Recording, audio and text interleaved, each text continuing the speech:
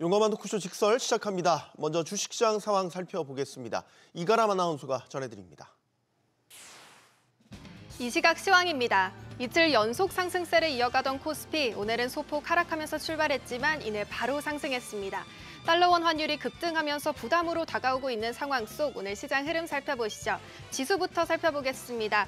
어제 5거래일 만에 종가 기준 코스피는 4,100선을 회복했는데요. 오늘도 0.15% 오르면서 4,112선에서 움직임 보이고 있습니다. 코스닥은 1.1% 강한 상승 탄력 보이고 있고요. 894선에서 움직임 보이고 있습니다. 수급 상황도 살펴보시죠. 코스피부터 살펴보면 오늘 유가증권 시장 외국인은 매도 우위입니다. 7거래일 만에 어제 외국인은 매수 우위에 전환하는 데 성공했는데요. 하지만 오늘은 3,042억 원을 팔아내고 있습니다. 개인과 기관은 동반 매수세 보이는데요. 개인은 1,921억 원, 기관은 1,004억 원을 모두 사들이고 있습니다. 코스닥 수급 상황도 살펴보시죠. 코스닥에서는 개인만 매도 우위 보입니다. 502억 원 순매도하고 있고 외국인과 기관은 동반 매수 우위입니다. 91억 원 그리고 417억 원을 사들이고 있습니다. 시가총액 상위 종목들도 살펴보시죠. 코스피 1위부터 5위 먼저 보겠습니다.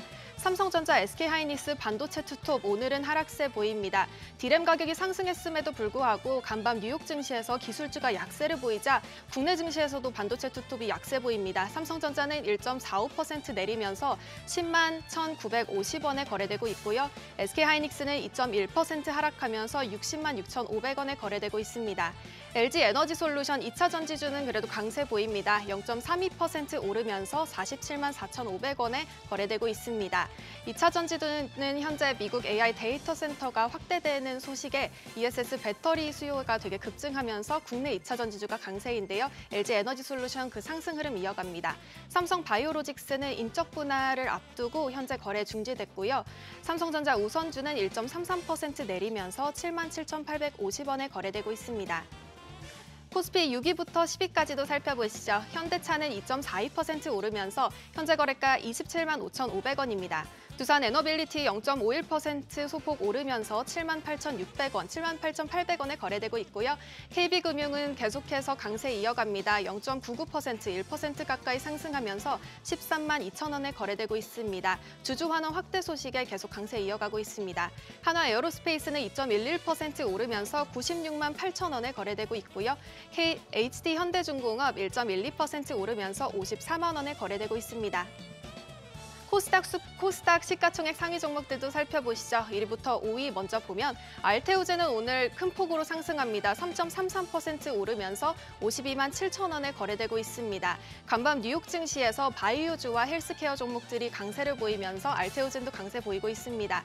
에코프로 형제들은 모두 강세 보입니다. 2차 전지주가 강세를 보이고 리튬 시장이 강세 보이면서인데요. 에코프로비엠 1.5% 오르면서 15만 5,900원, 에코프로는 0.21% 오르면서 9만 4,300원에 거래되고 있습니다. 레인보우 로보틱스도 0.25% 오르면서 40만 500원에 거래되고 있습니다. HLB도 1.33% 상승폭 보이면서 현재 거래가 4만 9,550원입니다. 6위부터도 살펴보시죠. HLB는 1.33% 오르면서 현재 거래가 4만 9,550원이고요. 리가켄바이오, ABL바이오 모두 바이오 종목들 상승합니다. 3.58%, 2.36% 오르고 있고요. 삼천당제약은 어제 5거래일 만에 반등에 성공했는데요. 오늘도 그 상승 흐름 이어갑니다. 1.6% 오르면서 22만 2천원에 거래되고 있습니다. 파마리서치는 어제 11% 급락했는데 오늘도 0.45% 내리면서 현재 거래가 44만 8천원에 거래되고 있습니다. 특징주도 살펴보시죠. 첫 번째는 비만 치료제입니다. 글로벌 비만 치료제 시장세가 계속되는 가운데 국내 비만 치료제도 크게 성장합니다. 비만과 당뇨 치료제 GLP-1이 대장암 환자의 생존율을 크게 높일 수 있다는 분석 결과가 나온 건데요. 이에 따라 한미약품은 52주 신고가를 달성하기도 했습니다. 또한 NH투자는 한미약품의 비만 치료제 신약 가치를 높게 평가하며 목표 주가도 상승했습니다. 또한 뉴욕 증시에서 일라일리의 시가총액이 최대치에 이른 점도 국내 비만 치료제 테마를 끌어올려줬습니다. 한미약품 3.3%나 오르면서 현재 거래가 46만 9천원, 인벤티지랩은 8.96% 큰 폭으로 상승하면서 6만 800원에 거래되고 있습니다. 다음 특징주로 넘어가 보시죠. 철강 테마 강세입니다. 포스코홀딩스 호주와 아르헨티나 리튬 광산에 1.1조 원 투자한다는 소식에 강세 보이고 있습니다. 2차 전지 소재 원료 경쟁력 강화를 위해 신속하고 공격적인 투자에 나선다고 밝혔는데요. 원가 경쟁력 강화와 안정적 원료 확보 동시에 추진하겠다는 전략입니다. 포스코홀딩스 5.12% 오르면서 현재 거래가 31만 8,500원입니다. 외환 시장도 살펴보겠습니다. 오늘 환율은 1,461원에서 출발했습니다. 환율은 어제 7개월 만에 최고치를 도달하며 1,460원 선을 넘었습니다. 미국 셧다운 종료 기대감에 달러 강세가 이어지면서 원화가 약세를 보였는데요. 한미 무역 협정 팩트시트 발표가 늦어지는 점도 환율에 대해 불안 심리를 자극하고 있습니다. 현재 오전 9시 33분 기준에서도 소폭 올랐습니다. 국내 지수 다시 살펴보겠습니다. 코스피는 0.44% 오르면서 현재 거래가 4,124원에서 움직임 보이고 있고요. 코스닥도 1.14% 큰 폭으로 상승하면서 894선에서 움직임 보이고 있습니다. 네, 계속해서 시장의 다양한 이슈들을 풀어보는 시장 따라잡기로 이어갑니다. 유니스토리 자산운용 김장렬 투자전략본부장 나오셨습니다. 안녕하십니까? 네, 안녕하십니까? 어제 장 흐름을 보면 전형적인 용두사미. 용두사미. 오전에 3% 이렇게 그러게요. 치솟다가 오후에 다 반납해버렸잖아요, 사실. 3분의 2. 네, 그렇습니다. 오늘도 지금 강세이긴 한데 코스피, 코스닥 양시장 모두 강세이긴 한데 흐름을 보면 모르겠어요. 또 오후층 봐야 될 것 같아요. 어떻게 네네. 보십니까? 일단은 그 미국의 AI 관련되는 거 하나 있고 대한민국은 정책이 있죠. 어저께 많이 아침에 올랐던 거는 정책발. 그다음 분리과세 문제라든지 네. 여러 가지 또 다른 얘기도 많이 하셨기 때문에 그거에 대한 기대감이 한국이 있기 때문에 한국이 미국보다는 언더하지 않습니다. 네, 이제 언더하지 않네요. 그런데 이제는 좀 제약이 올라가는 데 있어서 속도가 이전만큼 쉽지 않다는 생각이 드는 거는 환율이죠. 네. 환율에 대한 부담이 아직 말끔히 해소가 되지 않았을 뿐만 아니고 고조되고 있죠. 조만간에 그것이 그 앞자리가 두 번째 앞자리 1,400이 아니고 1,300으로 갈 가능성이 점점 희망을 좀 이렇게 그건 쉽지 않겠어 이런 생각이 들다 보니까 많이 올라가면 이제 프로핏 테이킹을 하고 싶다는 생각이 들고 외국인이 기본적으로 그러기 때문에 추가적으로 사는 데 있어서 아주 펀더멘털적으로 확실한 주식 실적이 바로 보이는 주식 말고는 네. 그것도 너무 많이 올라가면 순환매로 바뀌고 그러다 보니까 좀 박스권에 갇히는 것 같은 모양이 보이는 거죠. 근데 사실은 우리 4,200 얼마까지 간 거 거의 고점에 온 거기 때문에 이 정도의 그 위에서의 누르는 게 있으면 이 정도 버티는 것도 잘하는 거다. 저는 이렇게 생각이 듭니다. 시간이 좀 필요한 것 같아요. 아까 수급 이야기를 좀 더 해보면 네. 어제 외국인이 뭐 아주 적은 규모지만 순매수를 오랜만에 보였어요. 오늘은 또 3천억 원 정도의 순매도 보이고 있습니다. 네. 여전히 환율 부담을 안고서는 지금 들어가고 있기 때문에 네. 아까 말씀하신 대로 펀더멘탈이 확실하고 성장성이 확실한 주식을 제외하고는 사실 더 이상 한국 주식을 가지고 있을 메리트가 점점 줄어듭니다. 더 이상 가지고 있지 않고 버린다는 개념보다는 추가적으로 들어오는 데 있어서 시간을 보는 거죠. 확실한 거는 반도체하고 AI라고 생각하는데 그것도 요즘에 노이즈가 나오잖아요. 네. 어저께 마이클 볼이라고 유명했던 빅쇼트 유명한 분이 회계 부정을 들먹였잖아요. 그리고 오늘은 소프트뱅크가 엔비디아 주식을 다 팔았다. 자극적인데 사실은 그거는 AI를 나쁘게 생각하는 게 아니고 소프트뱅크가 오라클하고 같이 하는 우리 스타게이트 거기에 프로젝트. 네. 더 확실하게 하기 위해서 오픈 AI에 투자하기 위해서 돈이 없으니까 엔비디아하고 뭐 갖고 있는 T-모바일 이런 걸 팔아서 한 220억 달러를 다음 달에 투자하겠다는 거거든요. 그러니까 AI에 더 올인하는 거예요. 근데 그 대상이 오픈 AI라는 거죠. 근데 그 인디케이션은 엔비디아를 다 팔았네. 근데 엔비디아 해봤자 50매덕 불 얼마 안 됩니다. 7조. 네. 그래서 그거를 그렇게 확대해서는 안 되는데 주가가 많이 오르다 보니까 미국에서도 오늘 일부 종목들은 좀 꽤 빠지고 반도체가 빠졌죠. 그래서 한국도 삼성과 하이닉스가 올라가지는 못하는 겁니다. 환율은 사실 이제 그 패턴을 보면 한미 관세 협상이 타결되고 나서 좀 안정될까 했는데 안정 안 됐어요. 네네. 그 뒤로 이제 달러가 사실 원화뿐만 아니라 아시아 통화 전반적으로 다 네. 대비해서 강세였죠. 네네. 이게 사실 우리의 문제라기보다는 달러의 움직임이었고 셔다운이 장기화되면서 더 심해졌고. 근데 이제 제가 궁금한 건 셔다운이 해소될 것 같잖아요. 네네. 이제 오늘 밤 정도면 이제 하원 투표까지 이제 네네. 진행이 돼서 해소가 되면 그렇죠. 수그러들까요? 이제 이 부분을 봐야 될 것 같아요. 수그러들 거라고 기대하죠. 근데 그것이 아까 말씀드린 것처럼 1,400 지금 60인데 이게 1,400으로 바로 3, 40이 빠질 것이냐 50이 잘 모르겠어요. 근데 아까 말씀하셨는데 뭐 엔화하고 우리가 동조되죠. 그 달러가 이 강세가 된 이유가 엔화라든 다른 것도 동조가 되는 게 있기 때문에 우리만의 이슈가 아니라고 얘기했는데 우리만의 이슈도 있습니다. 우리가 2023년부터 네. 지금까지 3년부터 4년, 5년을 겪었는데 우리 M2가 얼마나 증가됐는지 아십니까? 광의 통화를 말씀하시는 거죠? 우리가 20% 증가됐어요. 미국은 돈을 많이 풀었을까요? 미국은 3%밖에 증가 안 했습니다. 우리가 돈을 많이 풀었고요. 그 통계는 제가 처음 알았는데. 41개월째 우리가 미국하고 금리가 역전된 상태가 최장입니다. 우리 이게 금리가 우리가 역전돼 가지고 20 몇 개월 간 적이 3번 있었어요. 1995년, 2005년 또 한 번 더 있었는데 23년인가부터 22년인가 지금까지 41개월째 지금 역전 상태입니다. 최대는 2%포인트 벌어졌고요. 최근에 금리를 미국이 내려서 1.5%포인트거든요. 금리 역전의 상황이 있어요. 우리가 금리 내릴 수 있어요? 부동산 때문에 안 내리잖아요. 네. 미국이 내리더라도 우리는 천천히 내리겠죠. 그렇죠. 못 내리죠. 네. 그렇게 되면서 조금 좁혀가는데 어쨌든 간에 절대적인 게 있기 때문에 시간이 필요해요. 제가 봤을 때는 우리가 금리를 안 내려서 버티는 게 있지만 기본적으로 돈을 많이 풀었다. M2가 무려 20대, 우리가 7배 정도의 돈을 많이 푼 거예요. 우리는 그거를 아무것도 아니라고 생각할지 모르지만 이 정부뿐만 아니고 이 정부 마찬가지이기 때문에 돈 푼 거의 대가를 우리가 치러야 됩니다. 그래서 환율이 그렇게 안 되고요. 그다음에 기업들이 돈 버는 거, 그 방향이 틀리기 전까지 돈 버는 거, 달러 뺀 거를 원화로 바꾸는 데 있어서 주저주저 하는 거를 아까 역외로 이렇게 해준다 그러는데 얼마나 사람 동감할지 모르겠어요. 그래서 그리고 또 서학개미의 미국 주식에 대한 수요는 외국인이 한국 주식 수요보다는 아직까지 높고 이거 패턴이 바뀌지 않으나 쉽게 제가 봤을 때는 뭐 지금 12월밖에 안 남았는데 해가 바뀌어서 전까지 아마 이게 뭐 1,420, 30 이하로 가면 제가 서프라이즈 할 것 같습니다. 그러면 아마 크로스 더 보드 모든 섹터의 주식이 골고루 들어올 것 같아요. 근데 그렇지 않으면은 그거는 계속적으로 이슈고요. 그렇다고 해서 이게 1,480, 1,500 간다고 그렇게까지 비난할 건 없는 게 1,470, 80 정도 되면은 아마 국민연금의 달러 환해지 내도 물량이 나올 가능성이 있습니다. 예전에도 그렇기 때문에 네. 그 물량에 대한 거를 만약에 갔을 때도 이게 부딪혀갖고 눌러 앉으면 괜찮은 거고. 한은이랑 국민연금이 협약을 맺은 바가 있죠. 그렇죠. 네. 일정 물량을. 그 물량이 나올 수 있거든요. 그래서 사람들이 그것까지 안 뚫을 거라 그러는데 안 뚫고 안정화돼서 1,400 밑으로까지는 아니더라도 우리가 얼마 전에 1,420, 30 정도만 되더라도 주식시장은 전고점은 뚫을 것 같습니다. 1,420, 30까지만 되더라도 전고점은 뚫을 것 같아요. 그러나 지금 우리의 아직은 잘 현실은 모르겠다. 1,460원대. 그렇습니다. 라는 거.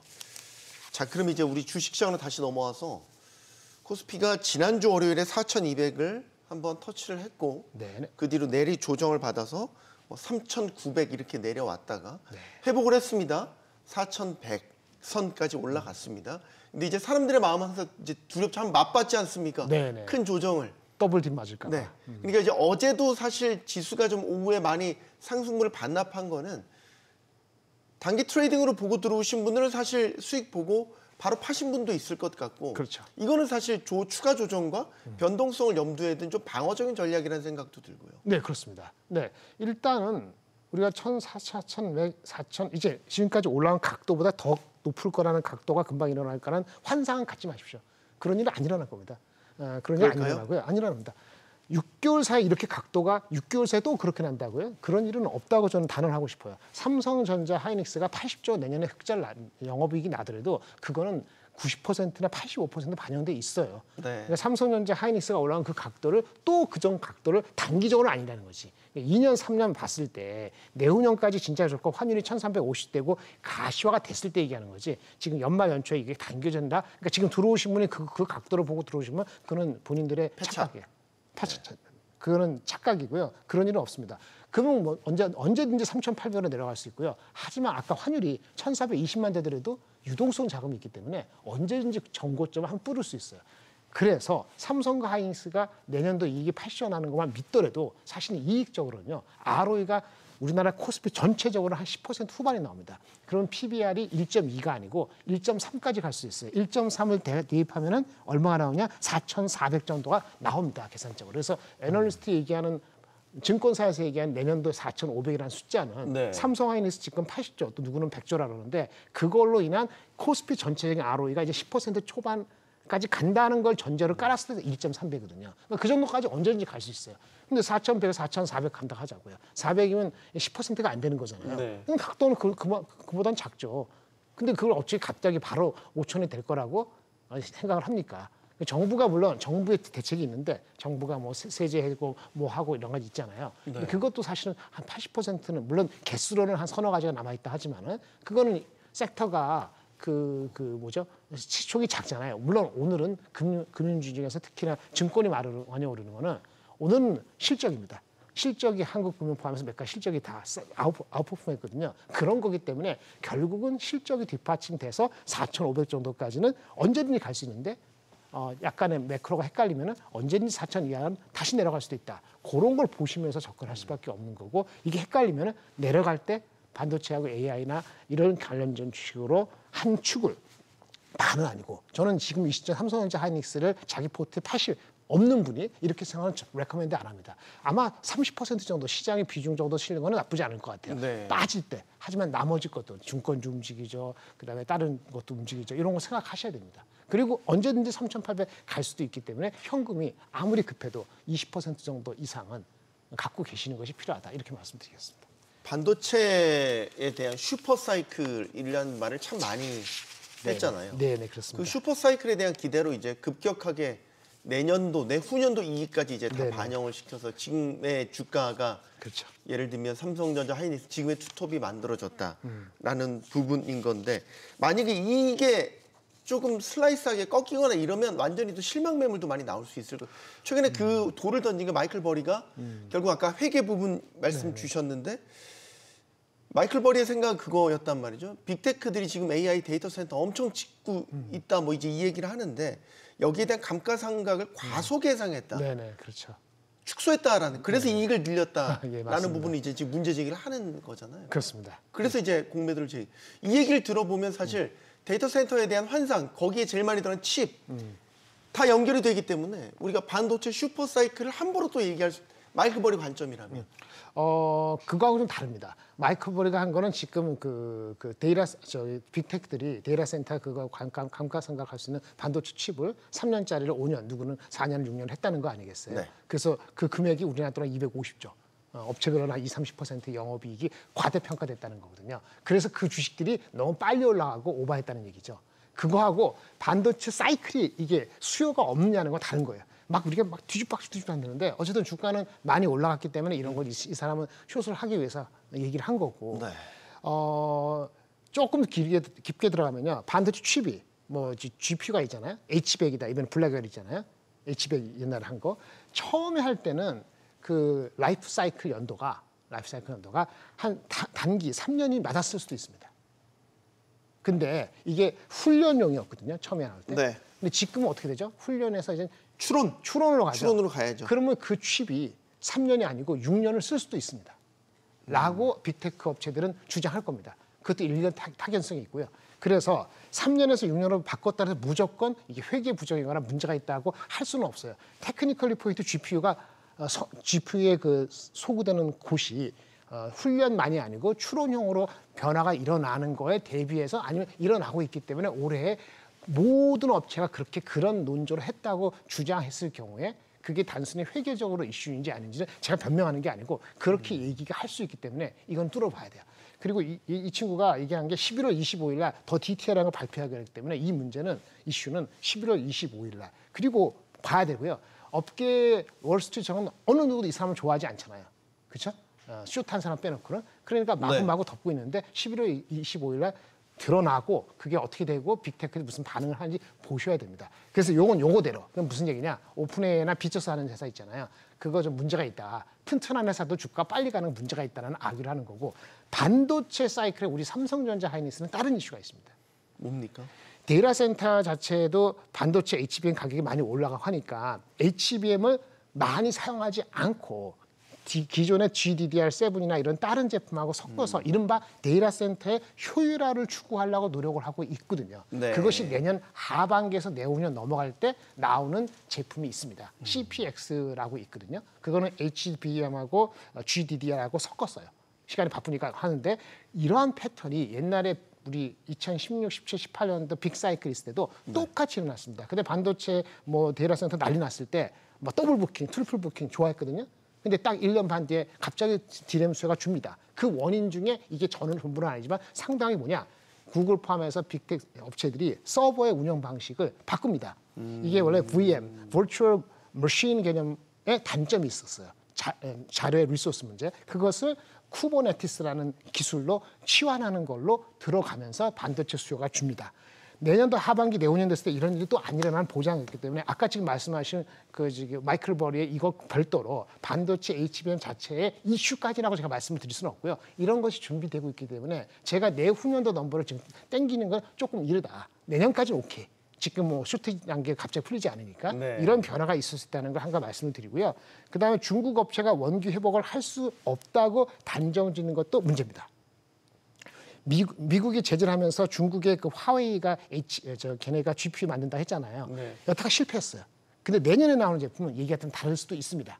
그리고 얘네들이 갖고 있는 중국의 CXMT가 HBM은 제대로 된 게 걔네 SMIC에서 올해부터 나하면은 내년도 하반기에 중국 업체가 우리를 신경을 건드릴 수 있는 가능성은 우리뿐만 아니라 마이크론이죠. 그것이 1년 뒤 이맘때 내후년을 바라볼 때는 어떻게 될지 모르는 이 두 가지 변수가 반도체에서 숨어 있기 때문에 우리가 내후년 거를 무조건 100% 믿는 건 아니고 한 반 정도만 믿자. 내후년 거. 내년 거만 믿고 가보자. 이렇게 좀 말씀을 드릴 수 있습니다. 마이클 버리하고 별도의 문제입니다. 결국 반도체 사이클과 관련해서 이제 우리는 이제 반도체 사이클이 중요하게 다가오니까. 네. 그러면 이제 반도체 사이클이 오케이 괜찮다. 일단 내년까지는 내년까지 어느 정도 오케이다. 개런티가 네. 되는 부분이 있다. 주가적인 측면 내년 봄까지는 오케이라고 일단 보고 가는 거죠. 뭐 그러면 이제 우리 반도체 세트 업체들도 있지만 칩 업체들도 있지만 이제 소부장 업체들까지도 다 사이클이 연결된단 말이죠. 네네. 소부장은 지금 시점에서 어느 단계에 와 있는 겁니까? 거의 95% 왔습니다. 95% 왔고요. 주가적으로. 우리가 주가적으로? 내년 거 다 땡겨. 제가 내후년 거 안 땡긴다 그랬잖아요. 그렇죠. 우리가 불과 6개월 전에 이 사태를 몰랐듯이 1년 뒤에 내후년 걸 땡기는 걸 봐야 되는데 우리는 까먹어요. 갈 때. 그렇죠. 내후년 넘버로 갔다가 피해야 하는 거 아직은 어울리하다 봅니다. 반도체는 달라요. 그러니까 우리 변압기라든지 방산이라든지 그렇죠. 이런 거는 2년씩 오더를 받잖아요. 네. 근데 이거는 반도체는 바뀔 수가 있기 때문에 내후년 걸 땡겨서 소부장까지 확대하는 건 그렇습니다. 근데 예외가 있습니다. PCB 업체는 다릅니다. PCB 업체. 그건 삼성전자 관계 없거든요. PCB와 삼성전자 하이닉스 관계 없잖아요. 걔네는 다이렉트리 구글이라든지 아마존의 그 보드하고 다이렉트리 가는 거예요. 그러니까 걔네는 리스크가 다른 거죠. 걔네 수요가 주는 거지 삼성전자 하이닉스에 투자하고 별도로 다이렉트를 가는 거기 때문에 근데 그것도 27년 거를 땡기 시작했기 때문에 그거 역시도 업사이드는 뭐 20% 이상 있다고 얘기하기는 어렵고 그나마 소부장 중에서는 그나마 좀 길게 볼 수 있는 거는 뭐 두산, 이수페타시스, 대덕전자 이런 건 PCB 관련되는 주식이 아직까지는 조금 더 앞에 있다 이렇게 말씀드릴 수 있습니다. 반도체도 그렇고 반도체 소부장들도 주가적인 측면에서 보면 90% 이상 올라왔다.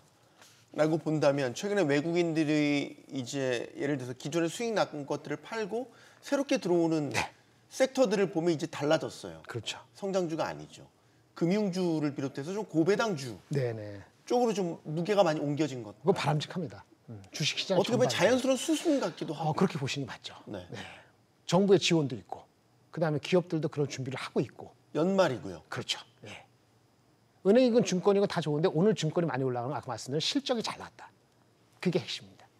그리고 배당 관련되는 주식은 일단 한창 갔지만은 아까 다른 섹터들이 이미 많이 갔으면은 거기에만 매달리지 않은 전반적으로 순환매 성격이 있는 거죠. 오늘은 뭐 순환매가 금융하고 바이오, 미국에서 바이오가 좋았기 때문에 일라이릴리 관련해서 한미아품이나 뭐 이런 거니까 그 두 축이 이런 순환매 성격이 있는 겁니다.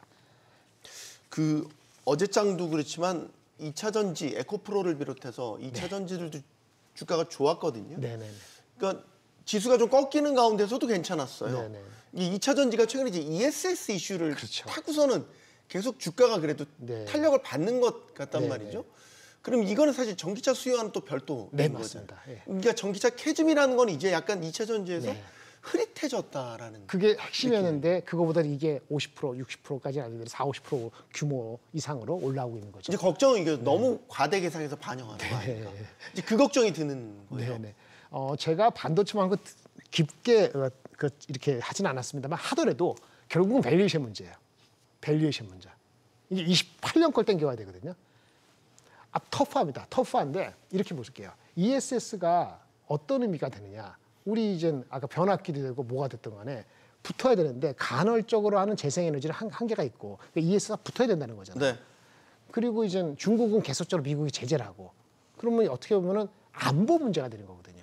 이게 싸게 한다는 게 아니라 안보 문제가 되기 때문에 ESS in 미국, 그다음에 for 한국을 위한 거죠. in 미국인데 for China가 아니고 그런 테마로 가면은 넘버가 아니 나온다고 생각하는 다른 어떤 그런 게 증거가 나오기 전까지는 주가는 좀 더 갈 여지가 있다고 봅니다. 그건 따라가야 될 수밖에 없고요. 그다음에 안정적인 거는 셀 업체에서는 LG 엔솔. LG 에너지 전선이 가장 탑이고요. 네. 그다음 중소형주는 LNF 정도로 보셔야 되는데 업사이드가 제가 보기에 한 10% 정도가 일단 단기적으로 보시고 이거는 제가 추천해드릴 수 있는 증권사 리포트가 있는데 최근에 아주 재미있는 제목이 나왔어요.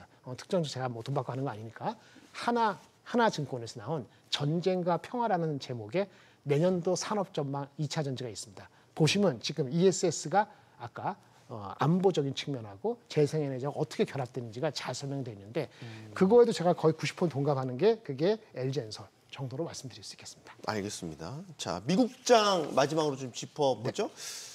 자, 미국장은 셧다운 종료 기대감이 커질 대로 커졌는데 네.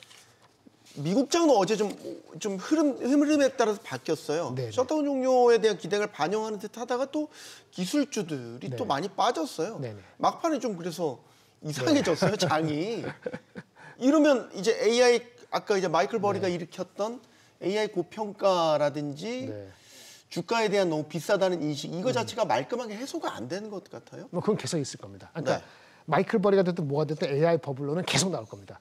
주가가 빠지지 않는 상태에서 계속 빠질 때까지 나올 거예요. 그런데 반도체 슈터지는 맞죠. 변압기가 부족한 건 맞죠. 오늘 아침에 코어웨이브가 실적이 잠깐 나고 나왔는데 코어웨이브요. 네, 네. 실적은 나쁘지 않았는데 이게 네오클라우드라는 거죠. 대신해서 GPU 때 만드는 회사인데 실적은 나쁘지 않았어요. 근데 가이던스를 낮췄어요. 가이던스 낮춘 게 쟤네 이슈가 아니고 자기네가 파트너가 데이터 센터 만들고 해야 되는데 네. 얘네가 물리적인 준비가 안 돼서 그랬다 했거든요. 근데 곧 해결된대요. 그러니까 무슨 얘기냐? 펀더멘틀적인 수요는 있는데 이게 실행 과정에서 실적은 약간 미뤄질 수도 있구나. 이 정도의 아규먼트니까 그렇게 펀더멘틀이 무너진 건 아니라 봅니다. 그런데 미국 백악관 한마디 했죠. 내년 초까지 미국 경제는 탄탄해요. 데이터 안 나왔을 뿐이지 3, 4% 성장합니다. 라고 하니까 순환매적으로 다우 쪽으로 가는 거거든요. 이런 정도나 보시고 뭐 미국도 뭐 엔비디아가 많이 빠지고 마이크론이 좀 많이 빠졌습니다만 그것이 우리의 고스란히 2, 3%, 4% 빠져야 되는 그런 매치는 아니다라고 보시고 대응하시면 될 것 같습니다. 연말 이거 미국도 이제 연말에 쇼핑 시즌, 네. 뭐 블랙 프라이데이를 비롯해서 추수감사절 계속 줄줄이. 네네. 그래서 보통 미장도 11월, 12월이 예. 증시 흐름이 괜찮지 않습니까? 뭐 그렇죠. 그러면은 이제 서학기민들 우리 많으니까 네네. 기술주 중심으로 다 투자들을 많이 네네. 하신단 말이죠. 네네. 연말이면 좀 이제 이걸 색깔을 바꿔야 되는. 네네. 타이밍 아닌가요? 바꾸실 필요는 없고요. 제가 봤을 때 현금 갖고 조정하셔야 돼요. 많이 먹어서 나는 대한민국의 정책이 이슈다 아니면 마이클 버리 이게 헷갈린다 그러면 현금 비중을 그런 분들은 한 3, 40% 늘릴 수도 있고 네. 나는 이제 내년도 상반기까지는 노 프라블럼이에요. 내후년은 몰라도 그러면은 현금을 굳이 뭐 3, 40%까지 안 늘어도 되는 거죠. 그렇게 보시면 되고요. 아까 말씀드린 것처럼 만약에 기술적으로 3,800 초중반처럼 지난주 금요일처럼 내려갈 것 같은 생각이 들면 아마도 많은 분들이 또 저가 매수로 들어올 수 있기 때문에 실질적으로 그렇게 무너질 가능성도 사실은 낮습니다. 네. 라고 봅니다. 알겠습니다. 시장 따라잡기 여기서 마무리하겠습니다. 유니스토리 자산운용 김장열 투자전략본부장이었습니다. 고맙습니다. 네, 감사합니다.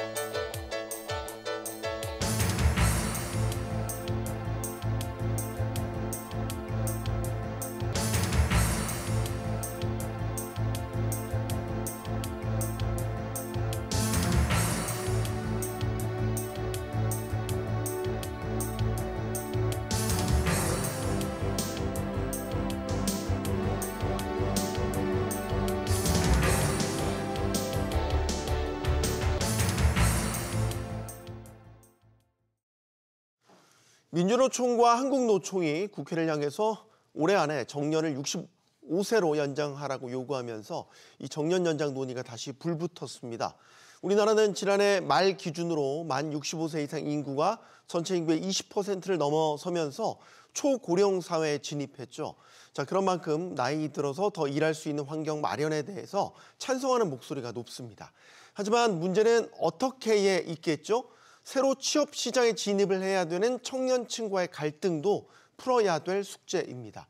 자, 그럼 고차 방정식이 된 정년 연장 어떻게 풀면 좋을지 머리를 맞대 보도록 하겠습니다. 오늘 함께해 주실 분들 소개해드리죠. 인천대 경영학부 홍기용 교수 나오셨고요. 또 서울과학기술대 경영학과 정흥준 교수 나오셨습니다. 또 청년 유니온 김설 위원장 나오셨습니다. 안녕하십니까? 네, 안녕하세요. 안녕하세요. 용감한 토크쇼 직설은 SBS BD 뉴스 앱과 유튜브에서 실시간으로 시청하실 수 있습니다. 이 국회와 정부를 향해서 65세 법적 정년 연장을 연내 입법하라고 촉구했습니다. 노동계의 목소리 먼저 들어보겠습니다. 정년 연장 없이는 노년층의 빈곤 문제, 소득 공백의 악순환을 끊기 어렵고 지금 대비하지 않으면 돌이킬 수 없는 사회적 비용을 신규 채용을 하지 않고 해외 공장이나 투자를 축소하면서 일자리를 줄이고 있는 것을 은폐하는 것에 불과하다고 생각합니다. 네, 노동계의 주장은 일단 연내에 65세로 65세로 정년을 연장하는 입법을 하자라는 주장입니다. 지금 11월이어서 사실 시간상으로만 보면 되게 촉박하거든요. 그런데 이제 뭐 우리가 그 정년 연장에 대해서 논의가 아주 많이 진척됐다고는 볼 수 없는 상태여서 노동계의 이런 요구를 일단 어떻게 생각하시는지 홍 교수님께 먼저 여쭙겠습니다. 우리가 정년에 가까운 사람이 더 근무하라고 그러면 당연히 찬성하죠. 이 정년 연장은 결국 정규직들이 해당이 됩니다. 비정규직 800만 명에게는 그림이 떡이 될 수 있는 얘기인데, 다만 이런 이 국민연금의 수급 시작이 65세가 되는 한 2033년부터는 상당히 소득이 공백되기 때문에 어려운 점이 있고, 다른 나라에서도 60세 넘어서도 근무할 수 있는 여건이 있기 때문에 우리나라만 배제할 수는 없지만, 그러나 정규직과 비정규직, 대기업과 중소기업 여러 상황들을 배려하지 않고, 또 특히 중요한 것은 임금 체계가 성과제가 아니라, 직무 성과제가 아니라 연봉 호봉제로 하게 되는 이러한 것이 많기 때문에, 이러한 임금 체계의 구조와의 변화 없이 정년만 단순히 연장이 되고 모든 업종에게 다 되고 모든 기업에 하게 될 때는 그 기업 자체의, 말하자면 근로자 입장에서 보면 그 소득의 원천의 공장이 정말로 생존할 수 없게 된다면 모든 근로자에게 오히려 부정적인 영향을 미칠 수 있다는 면에서 보면, 단기간에 이렇게 기업들이 어렵다고 하는데도 호소에도 불구하고 시행하기는 문제가 있으므로 좀 더 단계적으로 점진적으로 또 보완할 사항들을 하고 나서 추진해야 되지 않겠냐, 이렇게 보겠습니다. 정 교수님, 일단 입법을 연내에 하자는 거예요, 지금. 네네. 하고 그다음에 보완하자, 이런 수순을 이야기하는 것 같은데 어떻게 보세요? 대책 없이 그 입법을 하는 것도 맞지 않고요. 뭐 그렇다고 해서 이거를 계속 미룰 수 있는 그런 사안도 아니라고 봅니다. 왜냐하면 일단은 국민연금 수급 연령이 지금도 이미 63세이기 때문에 사실 더 일할 수 있는 사람들이 있는데, 이제 그분들이 충분히 일할 기회를 갖지 못하는 것도 맞고, 또 우리가 OECD에서 그 고령 빈곤율이 가장 높거든요. 10명 중에 한 4명이 빈곤층에 있는데, 뭐 그런 부분들을 외면한다 그러면 그것이 결국엔 다 사회적으로 부담이 되는 사회적 비용이 되기 때문에 정년 연장은 이제 피할 수는 없는데요. 문제점이 있는 거죠. 예를 들어서 방금 홍 교수님도 말씀하셨던 이런 임금의 이슈들, 특히 이제 호봉급제를 갖고 있는 한 16% 정도가 호봉제를 적용하고 있는데요. 그런 부분들을 어떻게 조정할 것인지, 또 이런 저성과자라든지 이런 부분들을 다 정년 연장을 해야 되는 건지 등등에 대한 이슈들이 제기되고 있어서 그런 문제들을 좀 신속하게 논의를 하고 입법을 하는 게 좋지 않을까 싶습니다. 네, 우리 이건 김설 위원장께도 의견을 좀 들을까요? 청년층의 생각은 이 65세로 정년 연장하는 문제에 대해서 얼마나 이게 시급한 사안이라고 보시는 건지 지금의 논의 과정에 있어서 충분히 다 목소리가 담겼다고 보시는 건지 어떻게 보십니까? 일단 청년들 입장에서 저희 부모님 세대의 어떤 일자리의 문제라고 하는 측면에서 노부양 비용이 조금 부담이 좀 덜어질 수 있지 않을까라고 하는 어떤 한편의 어떤 기대감이 있는 한편, 다른 한편으로는 내가 원하는 어떤 일자리라고 하는 그 일자리의 어떤 파이라고 해야 되죠. 그 파이가 줄어들지는 않을까라고 하는 걱정이 둘 다 동시에 존재하고 있는 것 같습니다. 근데 다만 지금 현재 한국 사회가 마주하고 있는 인구 구조의 위기, 그리고 생산 인구의 어떤 감소의 측면에서는 네. 장기적으로는 법적 정년의 연장은 좀 불가피한 선택이지 않을까 생각을 하고 있는데요.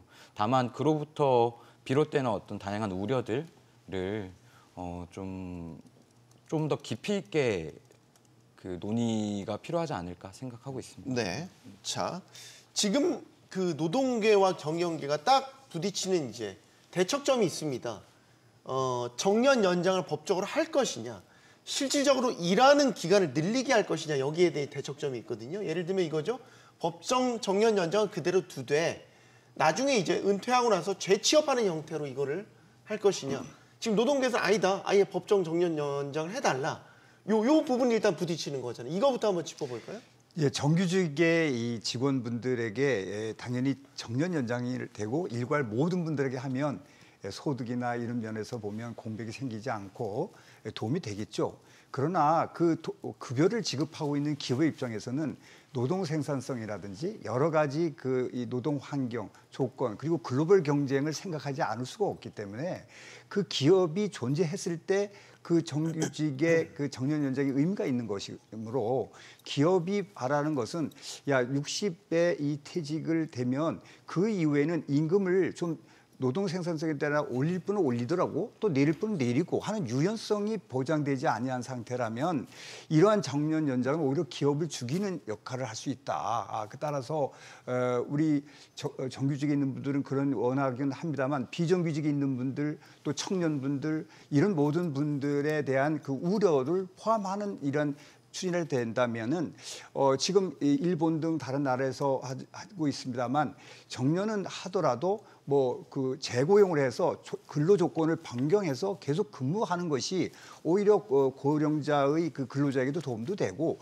청년도 도움되고 기업도 경쟁력이 도움된다 하는 그런 측면에서 봤을 때 지금 정년 단순한 연장보다는 기업은 좀 더 그 재고용을 해서 네. 근로 조건을 변경을 추진하기를 원하고 있는 것 같습니다. 이런 것이 지금 대척점이 있는데 이런 문제를 좀 더 우리가 심도 있는 토론과 그런 과정을 통해서 추진돼야 되지 않겠냐 이렇게 보고 있습니다. 근데 이제 그런 이야기를 하죠.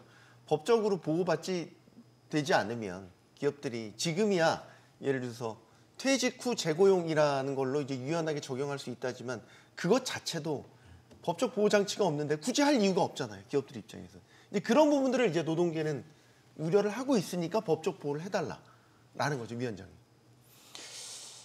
저는 기본적으로는 무엇이든 법적으로 정하는 것보다는 어떤 사회 문화의 어떤 그 관계 사이에서 자리 잡는 것이 바람직하다라고는 생각을 합니다. 그래서 근데 한편으로 말씀해 주신 것처럼 그 노사 간의 어떤 자율적인 결정이 항상 긍정적인 어떤 결과를 낳느냐라고 하는 그 질문에는 그렇지 않았던 결과들이 더 많지 않았을까 생각이 들고요.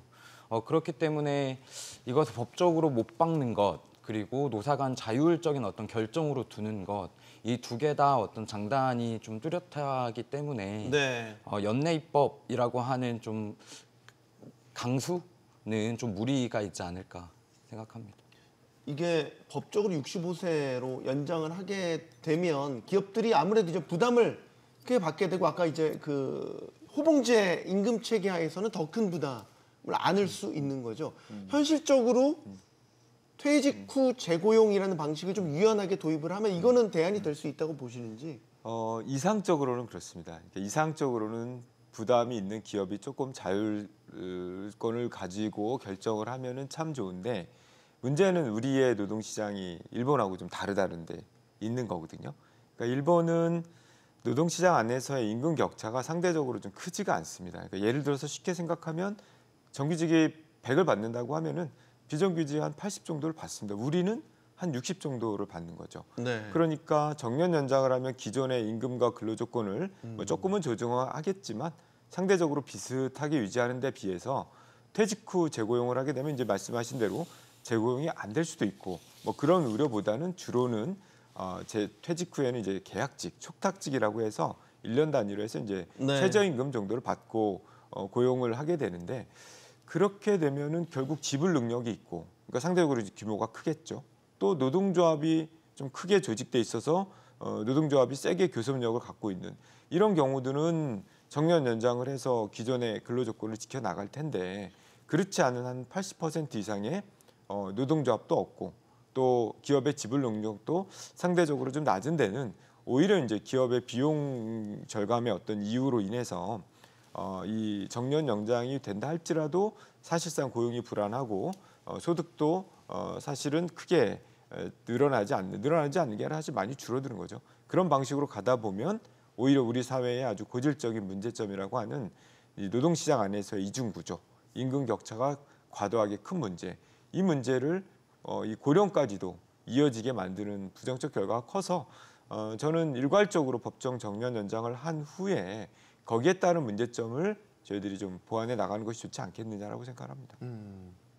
일본 같은 경우는 노사가 좀 자율적으로 선택할 수 있는 길을 열어놨더라고요. 정년 아예 없앨 수도 있고 정년 뭐 퇴직 후 재고용하는 뭐 이런 제도도 있고 근데 이제 중요한 건 그 주체가 노사 간의 협의에 네, 따라서 자율적 선택이 가능하다. 그렇습니다. 그게 지금 우리와의 차이인 거죠. 그렇습니다. 이 지금 일본도 법적으로는 그 60세가 정년입니다. 그러나 65세까지 고용을 유지하도록 또 의무화했습니다. 그 방법은 정년을 아예 폐지하거나 또 정년을 연장하거나 아니면 재고용하거나 이 세 가지 중에 하나를 선택을 해서 어찌됐든 간에 그 65세까지는 기업은 하도록 하고 또 더 나가서 또 70살까지는 이제 의무는 아니지만 근로를 계속 제공할 수 있는 여건을 이제 마련했다는 면에서 보는데 가장 중요한 것은 법률적으로 강제적으로 너는 60세, 65세 이렇게 정하지 않았다는 겁니다.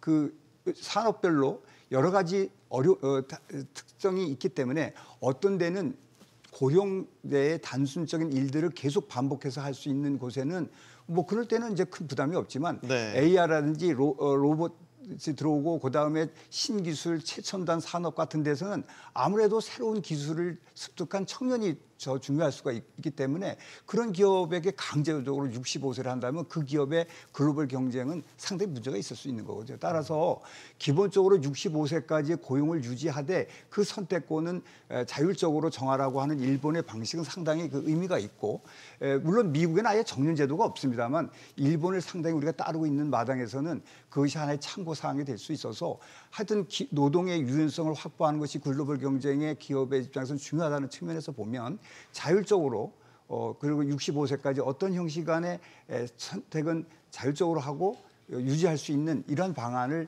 우리가 모색할 필요는 있겠다. 이렇게 봐서 지금 획일적으로 65세로 정년을 연장하는 것은 기본적으로 기업을 위해서도 또 비정규직 근로자를 위해서도 모든 국가 경제 위해서도 그렇게 무리한 추진될 수 있다는 면에서 보면 보완할 필요가 있다 이렇게 보겠습니다.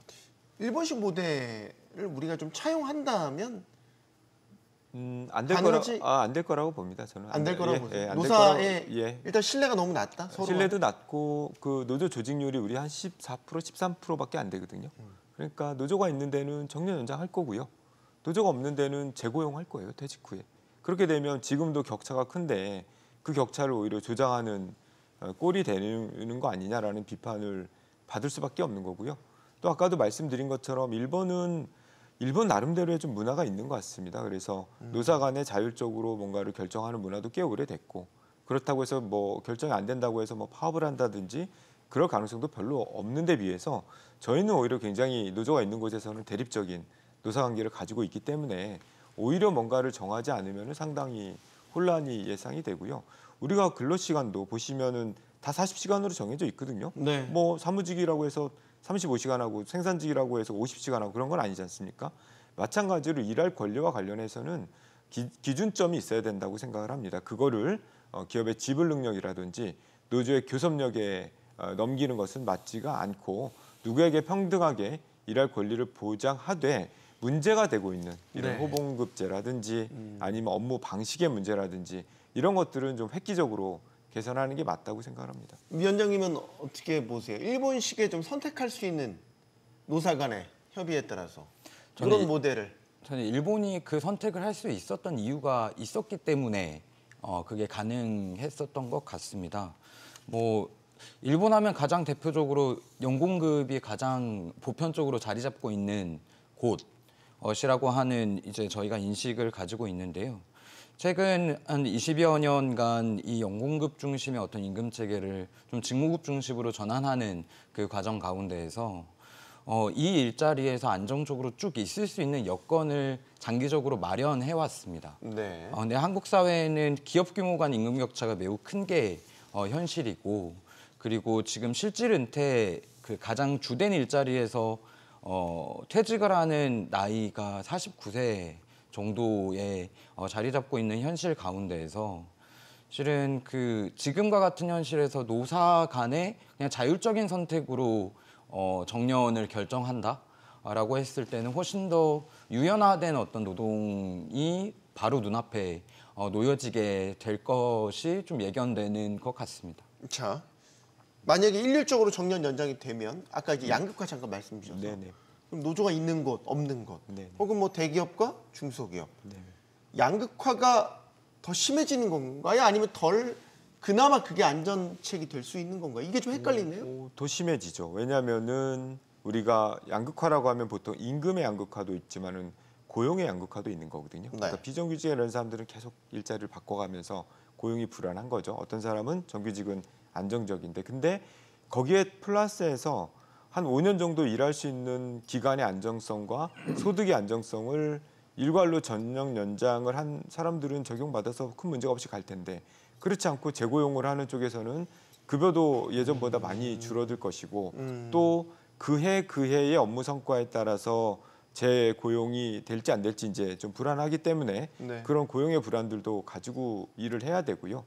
그러다 보면 기존 직장에서 재고용을 선택할 가능성은 저는 많지 않다고 봅니다. 왜냐하면 그런 정도의 조건이라 그러면 다른 곳에서도 일을 할 수가 있기 때문에 사실은 기업의 입장에서도 약간은 이게 큰 메리트가 안 되는 거죠. 뭔가 기존에 있던 사람들을 붙잡아 두려면은 노동시장에서 주는 평균적인 것보다는 좀 더 보상을 해야 될 텐데 네, 그런 문제들이 좀 있다고 봅니다. 그러니까 양극화 문제는 사실 그냥 민간에 맡겨버리면 교수님께서 더 심해질 거라고 보시는 지금 거고. 그 정년을 법제화한다는 것은 그 기업은 불멸의 조직이라고 보고 말씀할 수 있는 얘기는 모를까 했으나 기업은 망하는 수 있는 기업입니다. 그 조직입니다. 그래서 기업은 글로벌해서 살아가지 않으면 그 밑에 있는 근로자는 금방 다 낫습니다. 아무도 없어요.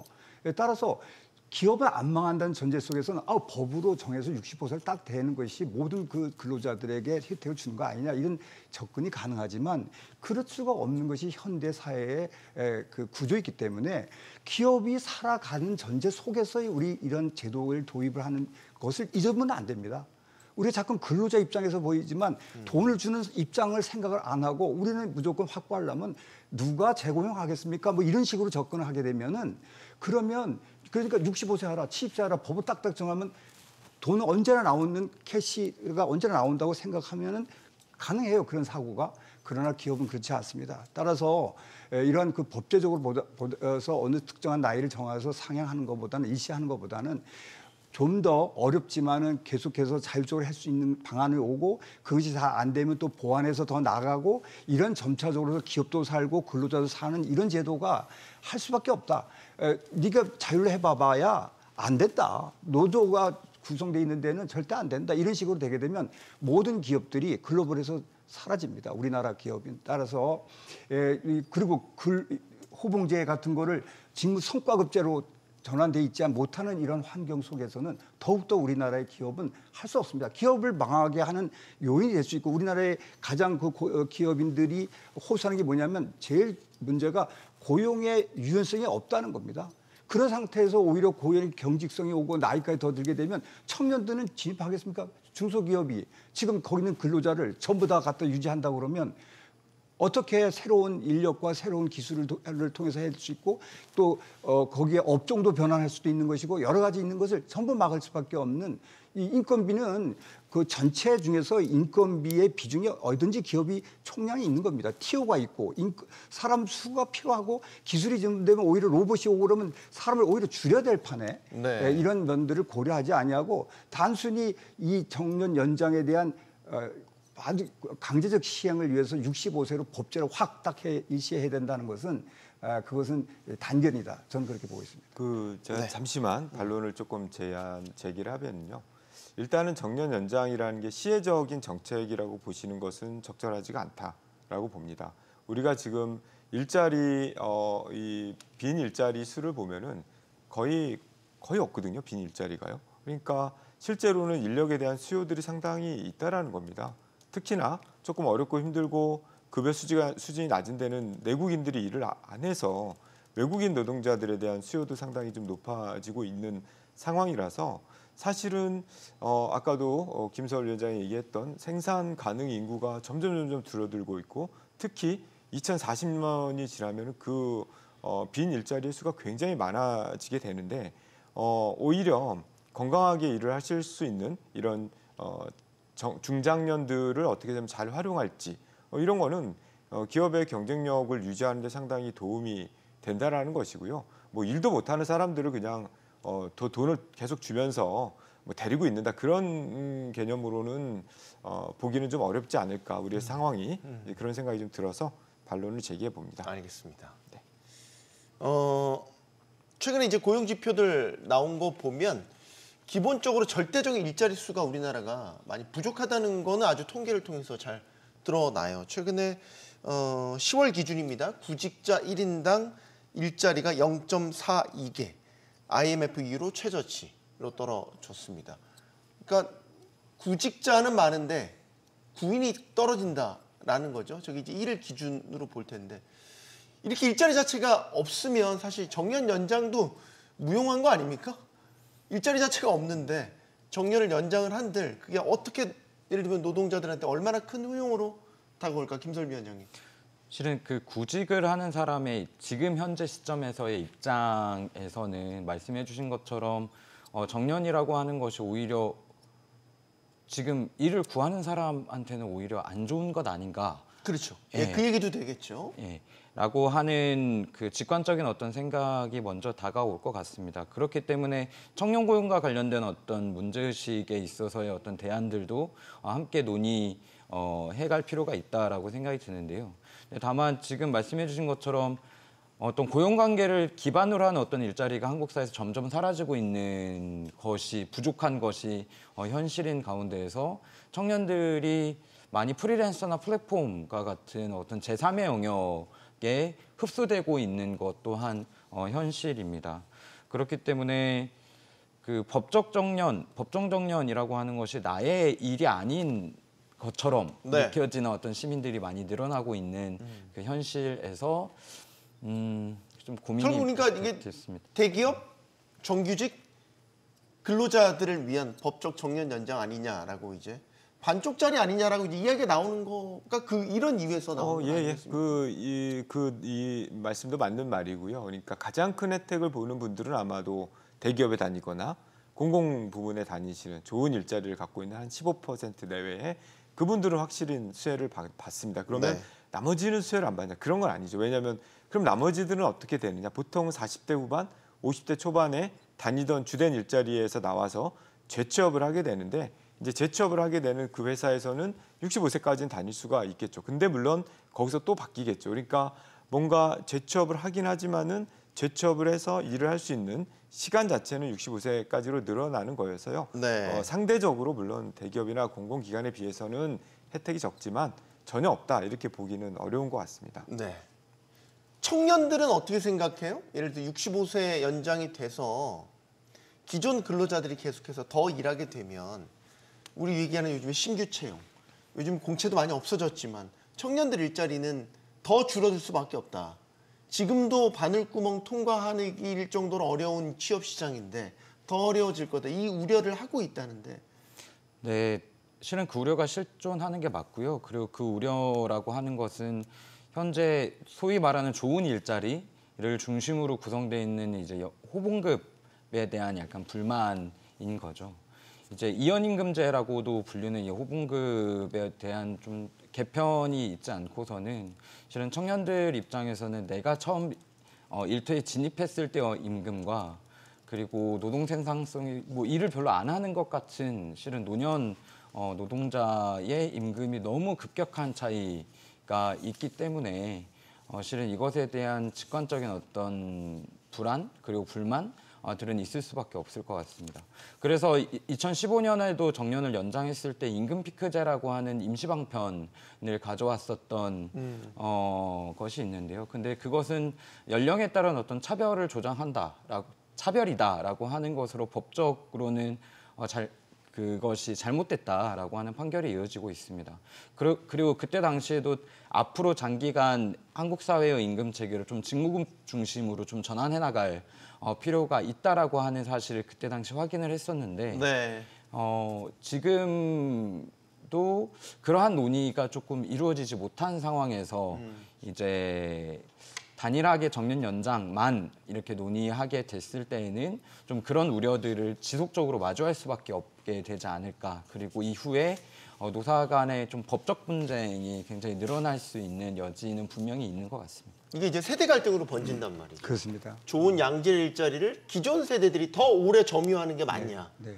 청년들의 불만은 거기서 나오고 있거든요. 지금 인구로 봐도 지금의 65세 있는 분들이 한 80만 명 정도 되고 지금 20대에 있는 분들이 한 60만, 50만, 60만 이렇게 돼가고 있는데 거기 있는 분들이 계속해서 연장이 되면 지금도 취업이 안 돼서 어려움 있는 그런 청년 세대가 진입하는 데 상당히 이제 어려움이 있게 되는 것입니다. 그것보다도 더 중요한 것은 그 기업이 글로벌 경쟁에서 이기느냐 하는 것입니다. 이러한 인구 거기에 직원들의 그런 그 인구의 변화에 따라서 대처가 되지 않고 고령된 그런 어떤 기술이나 새로운 것이 습득되지 않은 상태에서의 단순한 연장은 기업의 경쟁력을 깎아먹고 글로벌 경쟁에서 퇴출될 수 있는 그런 여지가 돼서 모든 근로자에게 전부 다 부정적인 영향을 줄 수 있는 것입니다. 따라서 이런 것이 일시에 65세 뭐 이렇게 한꺼번에 늘려서 이런 정년을 연장하는 것보다는 그러한 어떤 기간이 필요한 것이고 그런 동안에는 기업들에게 자율적으로 어떠한 그 근로자의 조건을 정할 수 있는 이러한 것들이 여유를 주지 아니하고 단순히 60살, 65세 이런 식으로 획일적으로 또 모든 기업에 대기업이든 중소기업이든 모든 근로자에게 하는 것은 결국은 그 근로자 전체의 그 복지 그리고 또 국가 경쟁력에 오히려 악영향을 미쳐서 전체가 이 낮은 수준에서의 우리가 겪게 되는 문제를 네. 갖고 올 수 있다. 따라서 이런 면들을 우리가 고려하지 않으면 오히려 궁극적으로 우리 노동자들의 근로가 저하될 수 있다. 이렇게 볼 수가 있는 것입니다. 정 교수님 학교 계시잖아요. 네. 졸업생들 그렇습니다. 네. 취업 잘 됩니까? 어렵죠. 어렵습니다. 아예 졸업생들 일자리가 안 어렵죠. 나온다는 얘기들이 많아요. 하고 싶어도 못하는. 그러니까 이제 학생들은 주로 대기업이나 공공기관을 안 가면은 안 갈 바에는 뭐 취업 재수를 각오하는 거죠. 그러니까 취업생 청년이 많다는 이유는 본인이 갈 수 있는 자리가 없는 게 아니라 사실 골라서 가는 겁니다. 눈높이가 그리고 안 맞는다? 그렇죠. 왜냐하면 한번 비정규직이 되면은 그 비정규직의 덫에서 빠져나오기도 어렵고 중소 중견기업에 가서 나중에 대기업으로 가는 게 너무 어렵다고 느끼기 때문에 취업할 때까지는 계속 좀 쉬면서 준비를 하는 이런 청년들이 늘어나고 있는 게 사실인데요. 이 정년 연장과 연계해서 살펴보면은 당연히 이런 대기업이나 공공기관에서 정년이 늘어나면 청년들에게 불이익이 있는 건 맞는 거죠. 그걸 뭐 부정할 수는 없는 것 같은데요.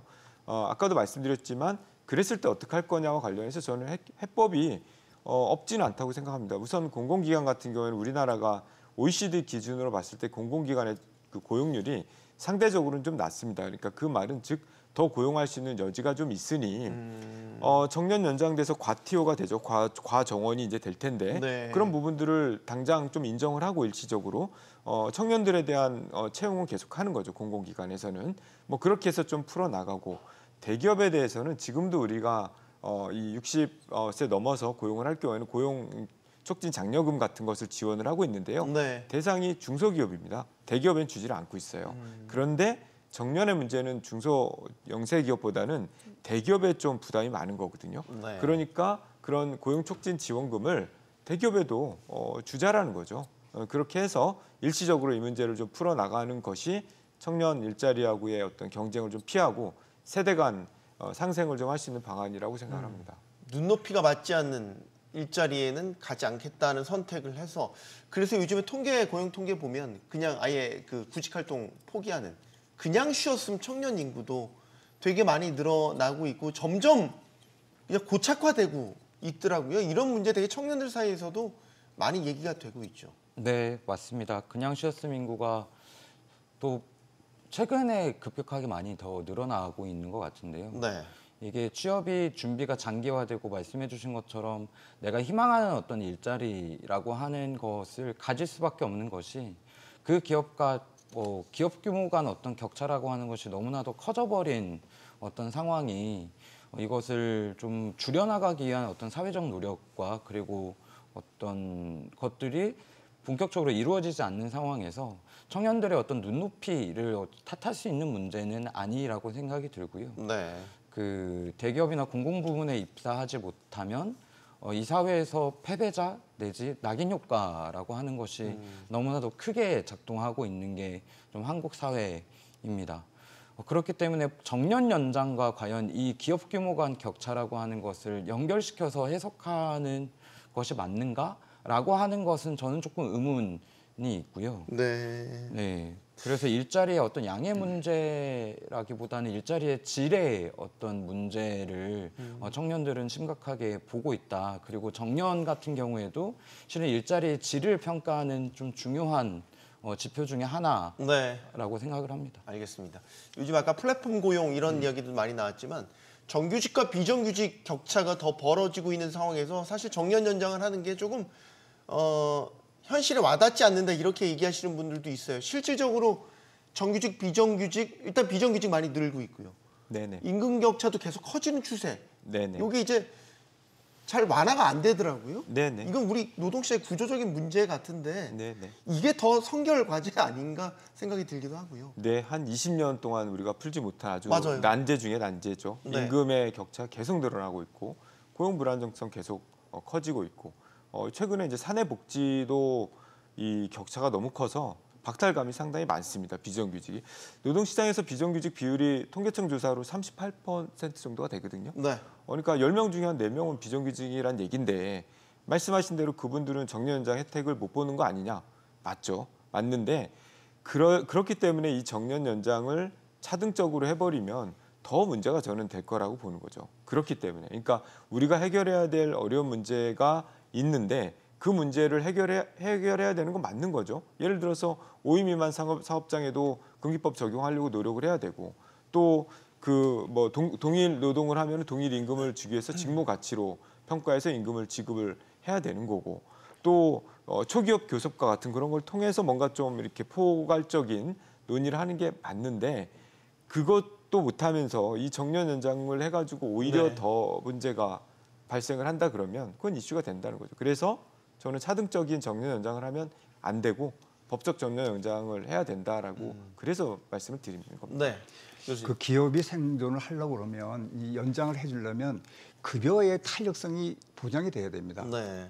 아니 국제에서 경쟁력에서 일단 살아가야 되는 건데 사람만 고용을 65세까지 늘리고 월급은 그대로 저 호봉제로 계속해서 준다고 그러면 거길 살아갈 수 있는 기업이 없는 겁니다. 기업이 살아가는 전제 속에서 우리가 모든 제도의 수용성을 따져봐야 되기 때문에 그렇다면 지금 이런 이 호봉제를 이런 연봉제로 성과급제로 바꿀 수 있는 그런 환경도 동시에 됐을 때 그때 그때는 미국도 저게 없어요. 몇 년까지 근무하라고 그런 게 없거든요. 대표적인 나라 아닙니까? 근데 자동적으로 작동되는 이유는 거기에 연봉제에서 성과급제에 의해서 스스로 내가 이번에 성과급이 제대로 안 주네. 그럼 다른 기업으로 가고 그런 유연성이 보장됐기 때문에 아니 몇 년까지 근무하라는 조건이 없는 겁니다.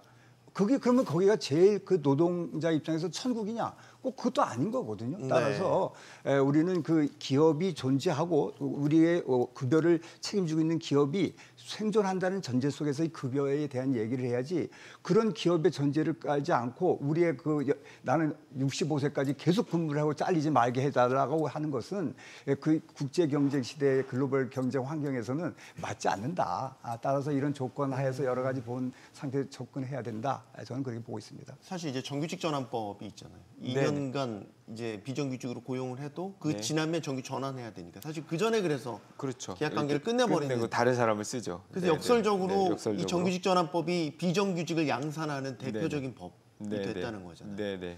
그런 비판이 있습니다. 위원장님, 이제 위원장이 질문 주시니까 청년들은 예를 들어서 비정규직이라 하더라도 제대로 된 처우와 보상을 받는다면 비정규직이라도 거기에 들어갈 의향이 있다고 보세요? 좀 어려운 질문인 것 같은데요. 그러니까 우리 사회의 노동의 모습이 어떤 정규직이라고 하는 하나의 직장에서 오랫동안 일을 하는 어떤 모델의 시기는 좀 지난 것 같습니다. 근데 이제 우리 그게 아직까지 법적이나 제도적으로 고착화돼 있는데 시대가 바뀌고 있잖아요, 계속. 네, 이직이 굉장히 많고요. 그리고 어떤 본인이 일을 하고자 하는 어떤 직장을 찾거나 아니면 뭐 임금을 찾을 수도 있고 어떤 직무에 따라서 굉장히 조금 이직을 굉장히 많이 하고 있는 추세인 것 같습니다. 근데 그것은 그 직장이 가지고 있는 그러니까 과거에 어떤 좋은 일자리의 어떤 지표였던 그 고용 안정성 내지 아니면 그 정년이 쭉 그 인정되는 라고 하는 것만이 청년들의 입장에서 그게 좋은 일자리다라고 하는 그 지표로 그것만 작동하고 있는 건 아니고요. 실제 이제 그 기업 안에 어떤 내가 자율적으로 의사결정을 할 수 있는 권한이 어느 정도 있는가, 그리고 민주적인 어떤 의사소통과 그리고 자기개발의 가능성은 얼마나 되는가라고 하는 것들까지도 조금 폭넓게 일자리에 대한 관념은 넓어지고 있는 것 같습니다. 요즘에 이제 엔잡러라고 해서 네네. 뭐 기업에서 근무하시는 분들도 퇴근 후에 또 다른 일도 하기도 하시고 네네. 되게 다양하게 일자리 형태가 바뀌어가고 있잖아요. 네. 근데 이제 우리의 모든 법적, 제도적 보호 장치 이런 것들이 이제 정규직 근로자 중심으로 맞춰져 있으니까 이게 현실과 괴리가 있는 거 아닌가라는 생각이 들어서 사실 네. 저희 방송계만 해도 프리랜서직들 많아요.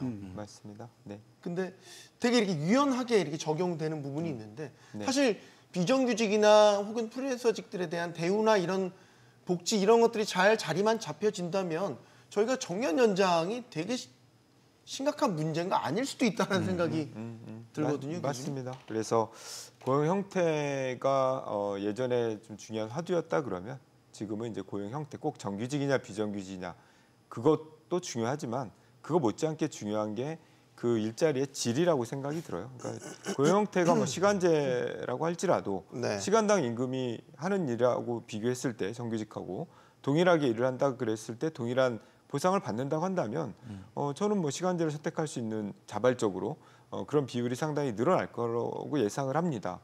주로 이제 서구가 그렇게 하고 있는데요. 뭐 다른 형태의 비정규직들도 마찬가지고요. 프리랜서라든지 최근에 늘고 있는 플랫폼 노동도 마찬가지인데 문제는 그건 굉장히 이상적이라는 거예요. 그러니까 저희의 실제의 본 모습을 보면은 비정규직일수록 더 차별받고 뭔가 또 적용받아야 될 것도 못 받고 사회보험 같은 경우에도 다 되는데 플랫폼 이런 쪽은 안 되고 프리랜서 이런 분들도 안 된단 말이에요. 네. 그러니까 더 열악하면 뭔가 더 보호가 되거나 최소한 동등하게는 좀 해야 그쪽 고용 형태에 대한 말이 안 나올 텐데 이 비정규직이나 프리랜서 플랫폼 이런 쪽에 있는 노동이 상대적으로 더 오히려 열악하기 때문에 아마도 이런 이슈들이 계속 제기가 되는 것 같습니다. 네, 이건 이제 김설 위원장께 먼저 여쭤보고 싶어요. 최근에 그 배송 새벽 배송 논란이 확산이 됐어요. 이제 이게 사회적 대화기구에서 이제 민주노총 측이 자정부터 새벽 5시까지의 이제 새벽 배송을 금지하자라는 취지로 의견을 낸 거죠. 이제 이게 노동자들의 라이더들의 죄송합니다. 새벽 배송하시는 분들의 건강권 이런 것들을 보장하기 위해서 그런 제안을 한 건데 이게 지금 되게 논란이 부딪혔거든요. 택배 기사들이 반대하는 입장도 되게 컸고요. 이건 청년들 입장에는 어떻게 보세요? 뭐 일단 원칙적이고 원론적으로만 이야기를 하면 새벽에 일을 한다라고 하는 것은 명확하게 그게 이제 발암물질이다 그리고 라고까지 규정될 만큼 야간 노동의 어떤 위험성이라고 하는 것은 우리가 보편적으로 인지하고 있는 것 같습니다. 네. 근데 다만 지금 뭐 말씀해 주시는 어떤 택배 노동자들 그리고 이것을 실제 일을 하고 있는 현장의 노동자들이 실존하고 그리고 있는 상황에서 이것을 금지한다 만다라고 하는 양도일단으로 명확하게 말하기는 해서는 그건 바람직하지 않은 것 같고요. 근데 다만 한 가지는 이게 새벽 배송이라고 하는 것이 필수제이다. 그리고 공공의 어떤 이익에 복무한다라고 하는 것은 저는 그렇게 썩 동의가 되지는 않습니다. 그래요? 네, 편의성은 굉장히 높은 것은 맞으나 우리에게 새벽 배송이라고 하는 것이 정말 필수적인가? 라고 하는 그 질문 되게 사람마다 다를 것 같아요. 약간 필수적인 서비스가 돼간다고 보시는 분들도 있어요. 새벽 배송 없이 나 못 산다 이제. 근데 새벽 배송이 필요로 하는 경우도 있겠지만 지금 모든 것들이 새벽 배송화될 필요는 없다라고 생각이 듭니다. 물론 이제 뭐 신선 제품이라던가 아니면 급작스럽게 필요하는 물품이 있었을 때 네. 새벽을 배송을 받을 수 있으면 좋겠지만 현재 쿠팡을 중심으로 해서 이루어지고 있는 것은 모든 것을 더 빠르게 더 많이 그리고 제 시간에라고 하는 것으로 실은 노동자들 입장도 분명히 있겠지만 네. 되게 장기적인 방향으로는 그게 맞는가라고 하는 질문은 들 수밖에 없습니다. 홍 교수님 어떻게 보셨어요? 전 세계가 24시간 쉬지 않고 돌아가고 있습니다. 우리나라에서는 새벽이지만 저도 다른 나라는 낮입니다. 이것이 중단 없이 모든 그런 것들이 대부분의 직종의 업종에서는 전부 다 24시간이 돌아가고 있습니다. 뭐 이 직종을 예를 들지 않아도 당연하죠. 배송만 새벽이라는 개념 우리나라 속에서의 새벽을 논다면 그 운송이 물적 이동이 중단될 수 없습니다. 전 세계는 24시간 언제나 돌아가고 있는 상황에서 새벽이라는 그것이 중요한 것이 아니라 노동 조건이 어떤가, 거기에 대한 보상이 얼마나 좋은가. 어떤 사람은 밤에만 일하기를 원하는 사람도 있는 거고요. 또 우리나라만 이 배송이 못한다고 그러면은 이 우리의 물류 시스템은 글로벌 환경에서 우리가 대처할 수 없습니다. 모든 것들이 영향을 받기 때문에 그런 접근은 바람직하지 않다. 다만 그러한 자기가 원해서 하고 사람마다 다른 조건에서 노동 조건을 어떻게 뭐 할지 우리가 많은 돈을 더 드린다든지 이런 환경의 이런 수용성에서 봐야지 일률적으로 배송만 그러다 그 배송 이외에 여러 직종들이 밤새서 근무하는 게 엄청 많습니다. 네. 이런 것들을 배제하고 얘기할 수는 없는 얘기다. 저는 그걸 보고 있습니다. 정 교수님. 예, 일단은 금지를 하는 게 현실적으로 좀 어려워 보입니다. 네. 그러니까 여러 가지 이해관계자들이 많이 물려 있어서 철학적으로 말씀해 주셨던 것처럼 야간 노동이 갖고 있는 뭐 이런 건강상의 뭐 문제점 이런 것들을 10분 이해는 하지만 그렇다고 해서 새벽 배송을 멈추기에는 소비자들의 이해도 고려해야 되고 이 비즈니스 영역들도 고려해야 되고 일하시는 분들의 생존의 문제도 좀 있어서 네. 쉬운 문제는 아니라고 보는데요. 해결책은 아마도 그러면 뭔가의 규제가 필요한 거 아니냐. 야간 노동에 대한 규제가 지금 가산금 주는 거 말고는 없고 여기처럼 이렇게 택배 프리랜서 이런 쪽에 특고부들이 하는 거는 또 아무런 조치도 없습니다. 그러니까 뭔가 건강권을 보호할 수 있도록 최소한의 야간의 어떤 휴게 시간, 뭐 11시간 휴게 시간 이런 얘기도 많이 하는데요. 네. 뭐 그런 부분들을 좀 보장해서 새벽에 좀 일하더라도 이번에 또 졸다가 전신주 부딪혀서 오늘 사망도 하신 분이 계셨잖아요. 네. 이런 일이 좀 없도록 회사도 좀 신경을 쓰고 또 홍 교수님 얘기해 주신 대로 다른 어떤 그 규제의 어떤 건강권을 좀 챙길 수 있는 뭐 그런 것들이 있으면 좀 보호를 하고 뭐 그런 걸 통해서 대안들을 마련해야 되지 않을까 싶습니다. 알겠습니다. 이 정년 연장 문제는 우리 사회의 다양한 목소리를 담아내야 합니다. 단순히 이게 노동계와 경영계, 뭐 정부, 일부 시민단체가 우리 사회의 목소리를 모두 대변한다 이렇게 보기 어렵습니다. 마지막으로 이 요구 수용이 안 된다고 대화를 아예 거부해버리는 행태는 최악일 수 있습니다. 토론 마치겠습니다. 여기는 모든 경제가 모이는 SBS 비즈입니다. 시청해주셔서 고맙습니다.